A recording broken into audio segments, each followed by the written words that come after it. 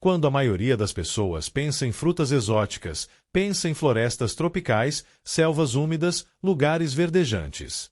Mas e se eu te dissesse que um dos biomas mais subestimados do Brasil esconde algumas das frutas mais estranhas, mais bonitas e mais surpreendentes do mundo inteiro? A Caatinga, esse sertão que muita gente conhece só pela seca, é um jardim secreto. E hoje a gente vai descobrir 14 frutas incríveis desse jardim. Maracujá do mato. Esse aqui vai te confundir. O maracujá do mato tem a cara do maracujá que você conhece, mas algo nele não bate certo. Ele é menor, mais ovalado, com manchas e estrias que parecem marcas de uma fruta que passou por muita coisa. A casca tem tons de verde amarelado que lembram uma pedra de rio, e a flor que o antecede é de uma beleza absurda, intrincada, quase artificial. O sabor é mais ácido, mais selvagem. Quem já provou diz que é como se o maracujá comum tivesse ido pro sertão e voltado diferente, mais concentrado, mais forte, com aquele gosto que fica na memória.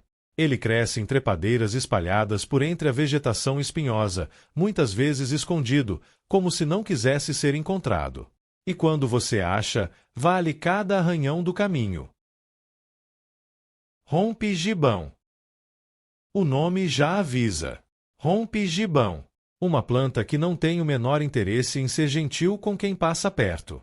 Os espinhos dela são sérios, longos, e ficam dispostos de um jeito que parece intencional, como se a planta tivesse aprendido a se defender de tudo e de todos. A fruta que nasce no meio desse arsenal é pequena, avermelhada, com uma casca que parece quase translúcida quando madura. Mas aqui está a virada. Essa frutinha intimidadora é docinha, suculenta e muito apreciada pelos animais do sertão. Pássaros e pequenos mamíferos sabem exatamente como chegar nela sem se machucar, um conhecimento que a gente perdeu. No sertão, quem conhece a planta sabe respeitar os espinhos e colher com cuidado. Parece perigoso, e é mesmo, mas a recompensa existe. Mandacaru. Se existe uma fruta que parece ter chegado direto de um filme de ficção científica, é a do mandacaru. O cacto em si já é dramático, alto, verde, com braços que se abrem pro céu como se estivesse pedindo chuva. Mas a fruta? Ela é um escândalo visual. Vermelha, ovalada, coberta por uma casca fina que esconde uma polpa rosada por dentro, salpicada de sementes pretas. Parece um ornamento natalino que cresceu no meio do sertão. E é completamente comestível. A polpa é suave, levemente adocicada, e quando a temperatura bate lá em cima, que no sertão não é raro, morder uma fruta de mandacaru gelada é quase uma experiência religiosa. O cacto ainda serve de alimento para cabras e bois nos períodos de seca, quando o fazendeiro corta os espinhos com uma foice. É o tipo de planta que sustentou famílias inteiras por séculos. Facheiro. O facheiro é primo do mandacaru, mas ele escolheu um visual ainda mais agressivo. Ele cresce em colunas verticais cobertas de espinhos amarelados, compridos, organizados em fileiras tão precisas que parecem industriais. De longe, parece uma antena estranha fincada no chão do sertão. A fruta que ele produz é pequena, roxa quando madura, e fica presa entre os espinhos como um tesouro escondido numa armadilha. Quem tem coragem de chegar perto descobre uma polpa vermelha viva, suculenta e adocicada. Os pássaros do sertão são os maiores fãs do facheiro, especialmente os chechéus e os sabiás, que sabem exatamente como pousar sem se machucar. A planta também é usada como cerca-viva no interior nordestino, porque nada atravessa uma fileira de facheiros sem pensar duas vezes. Juá. Aqui começa a parte em que a caatinga realmente te surpreende. O juá produz uma frutinha amarela esverdeada, redondinha, que de longe parece uma uva pequena que cresceu no lugar errado. A casca é lisa, o tamanho cabe tranquilo na ponta do dedo, e o galho que a sustenta é espinhoso o suficiente para garantir que você vai pensar duas vezes antes de colher. Mas o sabor do juá é uma das experiências mais marcantes da caatinga. É ácido, intenso, com um retrosgosto adocicado que fica.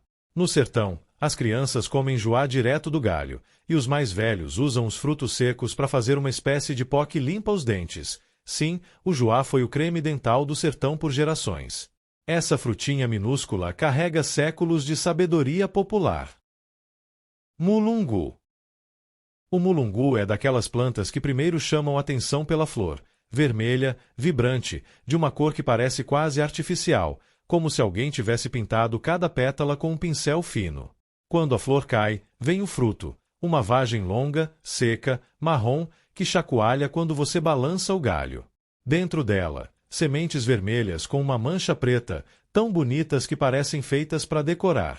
E aqui está o pico de emoção que esse vídeo prometeu. Essas sementes, tão lindas quanto parecem, são tóxicas se ingeridas. A planta usa a beleza como defesa, uma estratégia de sobrevivência que a evolução aperfeiçoou por milênios. Por outro lado, a casca do caule do mulungu é usada na medicina popular há séculos como calmante natural. Bonita, perigosa e útil ao mesmo tempo. Essa é a caatinga. Cajarana. A cajarana parece uma versão miniatura de cajá que passou anos no sol forte e desenvolveu personalidade própria. Ela é pequena, ovalada, com uma casca amarela esverdeada que fica irregular quando madura, como se a fruta tivesse amassado sozinha durante o crescimento. Os cachos ficam pendurados nos galhos com uma abundância que surpreende, considerando que a árvore vive num dos ambientes mais secos do país. O cheiro é o que pega primeiro. Doce, intenso, um aroma que mistura cajá com manga com algo que você não consegue nomear. A polpa é fibrosa, ácida e adocicada numa proporção que faz a boca salivar antes mesmo da primeira mordida. No Nordeste, a cajarana vira suco, sorvete e polpa congelada, mas para quem nunca provou direto do pé, nenhuma dessas versões chega perto. Melão de São Caetano. Essa aqui é a fruta que mais vai te confundir visualmente. O melão de São Caetano tem uma casca cheia de protuberâncias pontudas, como se estivesse coberto de pequenas pirâmides, uma textura tão estranha que parece render de um videogame de fantasia. Quando maduro, ele racha sozinho e expõe o interior. Uma polpa branca envolve sementes cobertas por uma membrana vermelha e brilhante, como rubis dentro de uma caixa surpresa. Essa membrana vermelha é adocicada, e é a única parte que se come. O restante da fruta é amargo e usado na medicina popular contra vermes, febre e infecções de pele. A planta é trepadeira e cresce em terrenos perturbados, cercas e capoeiras, com uma vitalidade impressionante. Parece saída de um livro de contos, mas é completamente real e está aí no sertão, crescendo sem pedir licença. Licuri. Essa palmeira baixinha produz cachos imensos de frutinhas redondas, amareladas, com uma casca fibrosa que lembra um coquinho em miniatura. Os cachos chegam a ter centenas de frutos ao mesmo tempo, e quando você vê uma palmeira de licuri carregada, parece que ela está usando um cocar dourado. A amêndoa que fica dentro da casca dura é o verdadeiro prêmio. Branca, oleosa, com sabor que lembra o cocô seco, ela é base de um óleo artesanal muito valorizado na cosmética natural. O licuri também é alimento fundamental para a arara azul de Lear, uma das aves mais raras e ameaçadas do Brasil, uma relação de dependência tão antiga que a extinção de uma ameaça diretamente a outra. Uma frutinha pequena que sustenta uma espécie inteira. Pau-ferro. A árvore chamada pau-ferro já tem fama pela madeira, uma das mais duras do Brasil, tão pesada que afunda na água. Mas poucos sabem que ela produz fruto. E que fruto! Uma vagem achatada, escura, quase preta quando seca, com uma textura que parece couro envelhecido. Ela fica pendurada nos galhos depois que as folhas caem, criando uma cena sombria e bonita ao mesmo tempo, galhos pelados cheios de vagens negras contra o céu do sertão. As sementes dentro dessas vagens são duras, brilhantes, com tons que variam do marrom ao quase dourado. Elas foram usadas historicamente em artesanato e colares. A planta inteira tem uma presença imponente na caatinga, uma das árvores símbolo do bioma, que resiste à seca, ao machado e ao tempo com uma teimosia admirável. Ver o pau-ferro frutificado é uma cena que poucos têm o privilégio de presenciar. Marizeiro. A fruta dele é pequena, redondinha, com uma cor que vai do amarelo ao alaranjado quando madura. Parece uma miniatura de fruta tropical que foi esquecida no interior do sertão. A casca é fina, o cabinho é comprido, e os frutos ficam espalhados pela copa da árvore como se fossem enfeites naturais. O sabor é uma combinação de doce e levemente adstringente que surpreende quem experimenta pela primeira vez. No sertão, o marizeiro é daquelas árvores que os mais velhos conhecem de cor, sabem a época certa de colher, sabem qual fruta está no ponto só pelo toque. Pássaros, morcegos e pequenos animais disputam cada cacho. É uma fruta que a natureza guarda com ciúme, e quem chega primeiro leva o prêmio. Cambuí. O cambuí é a fruta mais surpreendente da caatinga, e provavelmente uma das mais subestimadas do Brasil inteiro. Ela nasce diretamente nos galhos e até no tronco da árvore, o que já é estranho o suficiente.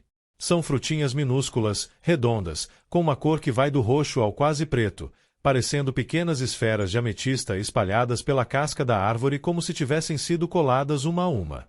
O sabor é intenso, profundo, com uma doçura que vai aumentando conforme você mastiga. Quem come cambuí pela primeira vez fica quieto por uns segundos, não de desgosto, mas de surpresa. É bom demais para uma fruta tão pequena, tão escondida, tão esquecida. Pesquisadores já identificaram nela compostos com alto potencial antioxidante, e ainda assim ela segue praticamente desconhecida fora do sertão. O número 1 dessa lista é também o maior segredo guardado pela caatinga. Agora me diz nos comentários qual dessas frutas te surpreendeu mais e qual você nunca tinha ouvido falar. Nos vemos no próximo vídeo.